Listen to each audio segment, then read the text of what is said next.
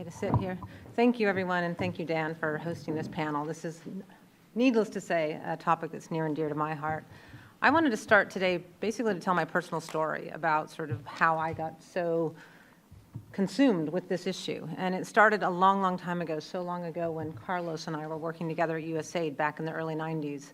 I was supporting the democracy programs in Moscow from 1993 to 1996. And it was an amazing time there. Coups, the first parliamentary democratic elections, reforms that were working, reforms that weren't working.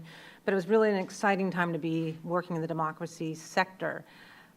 There were bad things happening, and one of the hardest things that happened was in December 1994 when Yeltsin started the first war in Chechnya. And one of the most disheartening parts about it was the lack of conversation about it. No one was focusing on it in Moscow. This war was happening. Many of us were devastated by this development, but no one was talking about it. No one was talking about it until one small thing happened. A small television station in Dagestan videotaped the first body bags of Russian soldiers coming out of Chechnya. And that wouldn't have had an impact except that the video was picked up by a Moscow station. And when a Moscow station picked up video, it was broadcast around the country. And this type of video, seeing those body bags, stimulated some of the first anti-war protests happening against that war. And I was just, in this, all of the work that I did in Moscow, that was one of the most powerful things that I saw in a very tiny way changing that society. After Moscow, I went on to the Balkans, and I spent time in Serbia, where I saw the revolutionary power of media with B92. Then on to Kosovo, after the war, when you saw the importance of media when it comes to nation building with Koha Ditore, Radio TV 21. I was completely hooked, and so in 2001, I joined Internews. And at Internews, I've been able to really bear witness to this power around the world. I've seen it just recently in Burma. Some of the most exciting parts of the transition in Burma are about the opening of the media and information space. It's complicated what's happening there, but you're seeing a lot of excitement in that space. I was just in Sudan, incredibly difficult environment, incredibly vulnerable, but there's a heroic journalists all around the country, new community radio stations popping up, all sorts of amazing things happening at journalism schools. And so you're seeing progress, you're seeing development. And I think one of the most exciting cases, I'm so glad Masood is here, is in Afghanistan. The media opened up at the end of 2001, and it's one of the most vibrant, pluralistic, independent media you'll find in the world. And in a place that needs a lot of good news, the media story is incredible. So I'm really thrilled to be talking about an issue that I obviously feel passionate about, but one of the reasons I'm really happy to be here is that we have so much more progress to make. This job isn't anywhere near done. In fact, it's getting harder around the world. The media profession is incredibly dangerous, and it's gotten only more dangerous in the last decade. In the last 10 years, 506 journalists have been killed doing their work, many of them because of violence, but many of them just simply murdered for being journalists. There's incredible censorship is on the rise, digital surveillance. These issues are really, really crippling the journalistic profession. According to Freedom House, only 1 in 7 people in this world live in a society that is declared to be a free press, and so we have a huge journey to make. So I just want to hope that we can, in this conversation today, really focus on that and the importance of rededicating our attention to the importance of freedom of expression and a free press. Thank you, Dan. Thanks, Jeanne. I want to come back to this issue of censorship because I think this is a point that the ambassador was talking about in the case of Russia and the issue of regulation and government interference. Could you, I know this has sort of been rising on your radar screen. Could you just talk a little bit further about that? When I think of Argentina, a country I know well, there's been sort of increased government interference in the media. I think of Venezuela, another country where that I'm familiar with, where I've seen a lot more of that. But you're seeing this all over the world. We were talking about this beforehand about Africa and other regions where you work.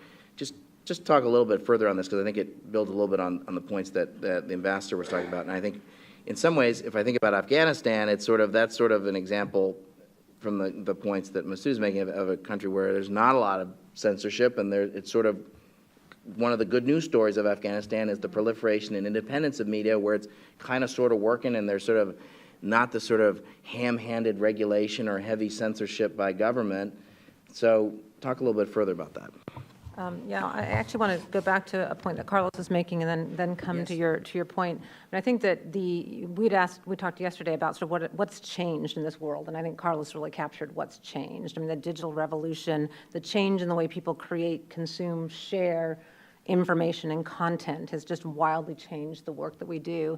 And we are really struggling as an organization and as a field to assess sort of where are those pressure points? Where do we find the place that actually can help inform debate, do all the things that we knew the media did years ago and sort of refill that? And I think we're in a period of transition, but as we were saying back there, I'm also an optimist. I mean, you do see the rise of importance in content. I mean, sort of people are starting to, after lots and lots of sort of flux, are starting to go back to the content producers that they trust. And I think the issue of trust, the issue of media literacy, these issues are what are going to drive us forward going in. So at Internews, we're spending a lot of time thinking about what we call sort of information ecosystems, that actual flow, that trust, where people turn to make actual decisions, not just their fun Facebook feed, but actual decisions about their lives. And so we're really exploring that so we can figure out how to change these issues. I think the censorship issue is really interesting because it's hitting us at a lot of different ways. I mean, censorship has changed a lot.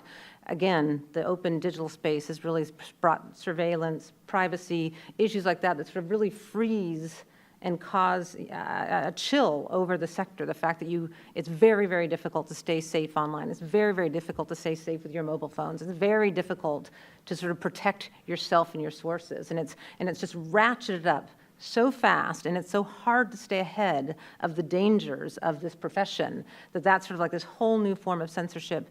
The other form is just the interesting, that going back to the Russia-Ukraine model, is there are countries that present themselves as democracies and present their open and independent medias when it's not happening at all. I mean, it's sort of presented as this thing that isn't. And I think the most interesting thing about the Russia-Ukraine bit is there isn't really, they call it an information war, and it isn't really a specific propaganda. It's an undermining, a complete undermining of trust. It's lobbing out all sorts of crazy ideas so that you can't trust any of it. So it's totally different from a propaganda campaign of the past. And so it's something that we've rarely seen before. It's like this whole new space of what an information war means and what a propaganda means. And so I don't have an answer for that particular issue.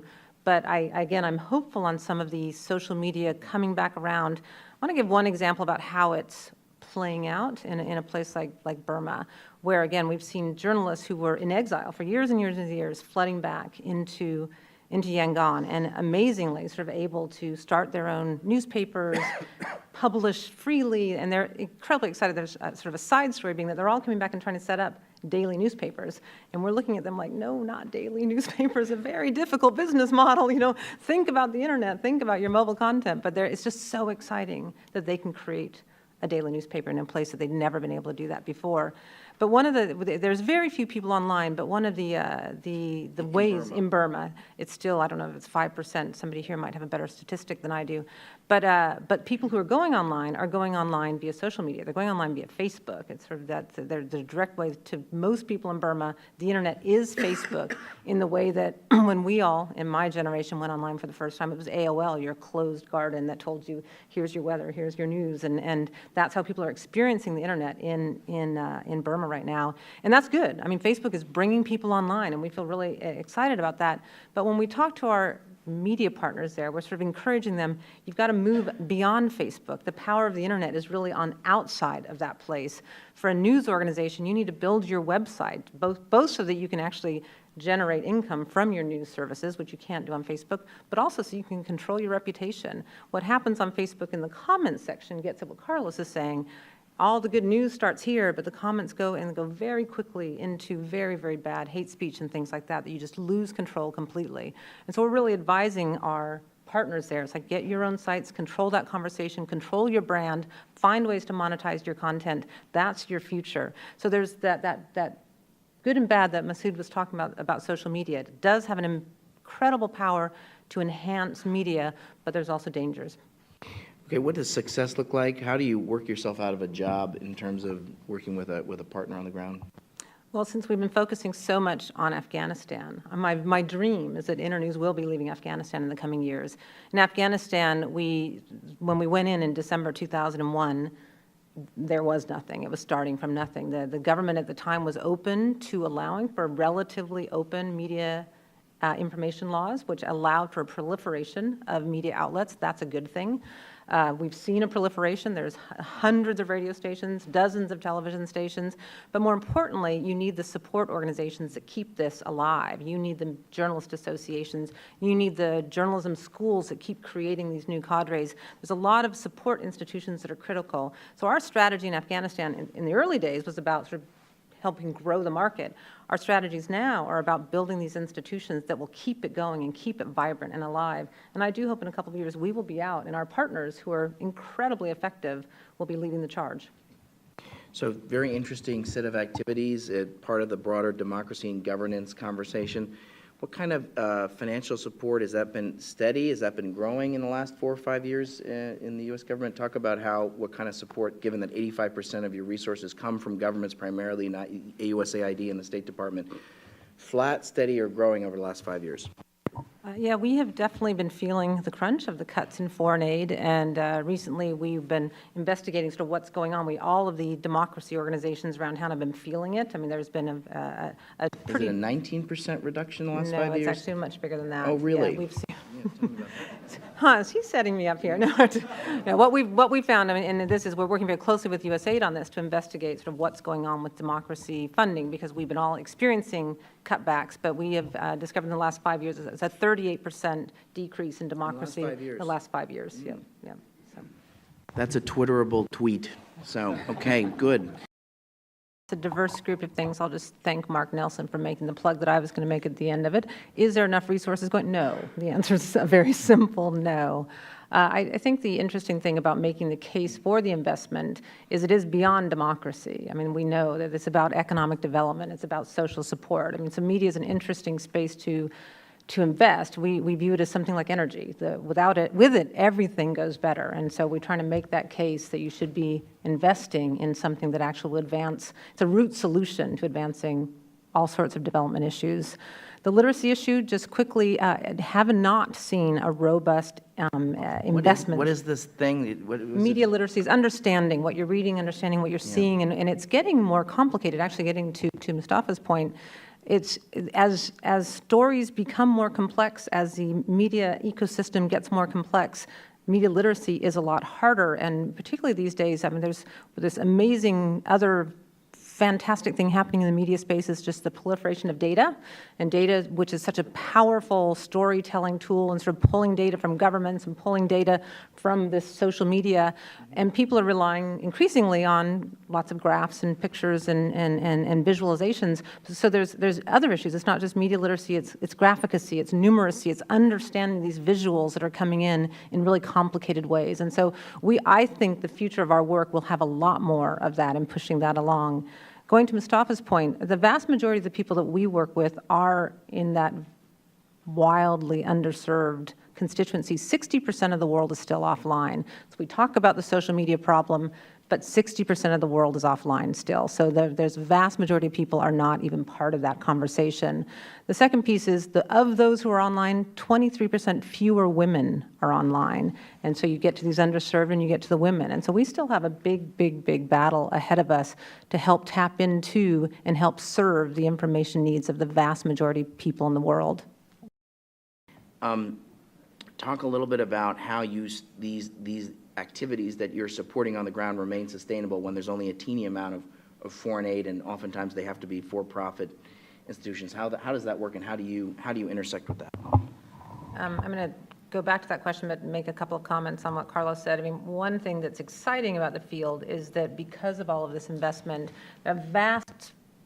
huge changes happening in our space due to private investment, due to what's happening in the private sector. So foreign aid doesn't need to answer all of this, particularly the access point. The mobile phone explosion is a huge change in the sector that we don't need to think about. So for me, the foreign aid piece is hitting those market failures, sort of where it's not moving. And increasingly, I'm seeing it shift to the content and how you get the quality content you need over sort of access, because, again, the market is sort of stepping in and ensuring access at many different levels.